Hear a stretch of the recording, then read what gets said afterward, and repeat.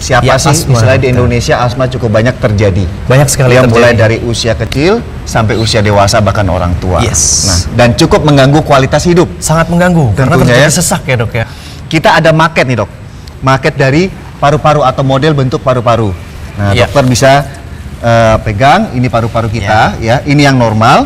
Ya. Nah, ya. Ini paru-paru kita Nah, ya, pada dok ya. paru-paru yang normal biasanya ini adalah fungsinya paru-paru akan menghirup atau memasukkan dan mengeluarkan udara. Betul. Nah, seperti ini ya. Ini pada saat kita bernafas ya dok ya. Nah, iya. Menghirup udara maka paru-paru akan mengembang. Nah, Mengembang. jadi Manis. istilahnya tidak ada kesulitan pada paru-paru normal untuk menghirup dan mengeluarkan udara. Yang terjadi pada asma biasanya kan terjadi penyempitan saluran pernafasan. Betul sekali. Jadi udara bisa masuk seperti tadi dokter Ian waktu dipompa, Pompa ini Iya. kita menghirup udara tetapi dia akan sulit keluar. dikarenakan ada saluran yang menyempit. Betul. Nah, dikarenakan saluran seperti yang kita lihat di sini ya, pada model ini adalah pada bronkus atau kita sebut saluran nafas utama. Di sana dia menyempit. Bisa lihat juga di sini bahwa kondisi pada asma itu ada reaksi yang terjadi antara zat alergen yang masuk ke tubuh, terutama saluran pernapasan, lalu bertemu dengan zat pemicunya. Pemicunya yang Ya. kita sebut sebagai histamin. Histamin. Betul. Pengen tahu bagaimana asma itu terjadi, kita bisa lihat di animasi berikut ini. Ya. Ya.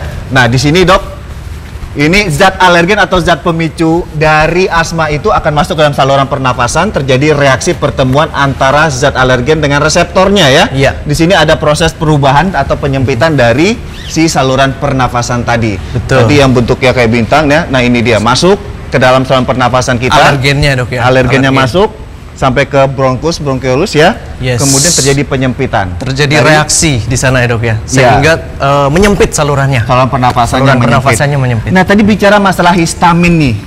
Yes, Histamin, dokter. Dr. Daniel.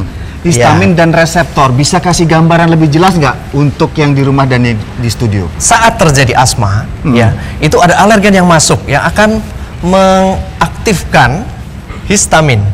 Histamin. Nah, histamin ini ada di dalam tubuh kita yang kalau dia dilepaskan, maka akan terjadi reaksi alergi di dalam tubuh kita yang menyebabkan bronkus atau saluran nafas utama tadi akan terjadi penyempitan. Dia akan kejang dan menyempit. Akhirnya akan terjadi gangguan nafas. Dia akan dilepaskan dan akan berikatan dengan reseptornya. Ini diumpamakan seperti pada peragaan kali ini, yaitu adalah histamin tadi dan akan berikatan pada reseptor. Reseptornya ini Ya. terdapat pada otot-otot di tubuh kita, termasuk otot polos tadi. Ya, hampir semua. Yes. Semua di tubuh ya.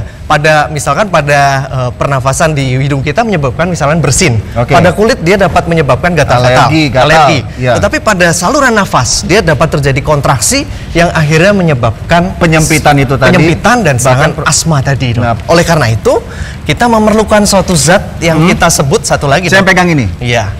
Yang kita sebut antihistamin. Antihistamin. Jadi antihistamin ini bertujuan supaya histamin tidak berikatan dengan reseptor, Reseptornya. sehingga ini otomatis akan mencegah terjadi atau mencetusnya serangan asma. Betul sekali. Jadi dia nempel di sini. Nempel ya. Jadi pada peragaan ini histamin akan dicegah dengan cara akan diikat oleh si antihistamin ini. Jadi di saat histamin ini masuk, Masuk, dilepaskan, lagi cari-cari reseptor, sudah ditangkap dulu Dia sama sudah ditangkap duluan. antihistaminnya. Ya, Sehingga akhirnya tidak terjadi ikatan pada tubuh kita pada reseptornya tadi. Oke. Dan tidak terjadi reaksi alergi termasuk yang berat yaitu reaksi asma.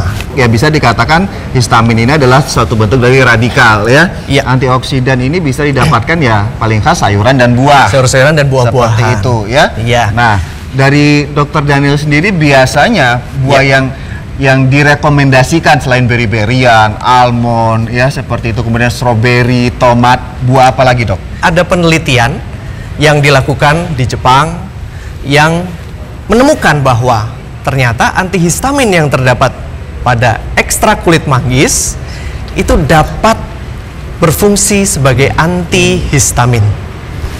Yang mana pada antihistamin ini tentunya dapat mencegah alergi, mencegah reaksi asma tadi. Nah, Dok, bicara masalah buah sama kulit yang Yes. bermanfaat yang mengandung antioksidan tinggi apa? Ya, kita di sini mempunyai sebuah buah yang dinamakan ratu buah, Dok ya. Kenapa disebut ratu buah? Karena banyak kandungan manfaatnya, terutama yang terdapat pada kulitnya.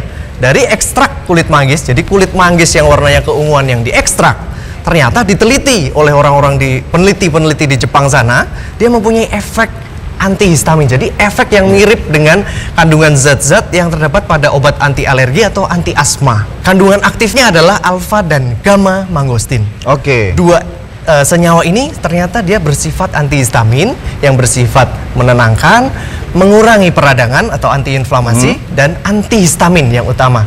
Sehingga Jadi, dia dapat mencegah terjadinya reaksi alergi. Oke, terima kasih Dokter Daniel atas penjelasannya. Tepuk tangan buat Dokter Daniel. Ya, untuk Anda yang ingin mengetahui mengenai beberapa informasi tentang nyeri kronis, ada apa dengan nyeri kronis pada tubuh Anda? Nah, temukan di Dokter Oz Indonesia setelah yang satu ini. Tetap di Dokter Oz Indonesia.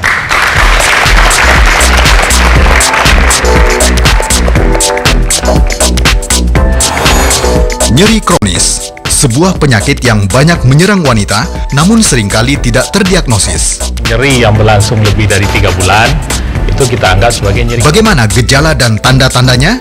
Simak di Dokter Oz Indonesia sesaat lagi.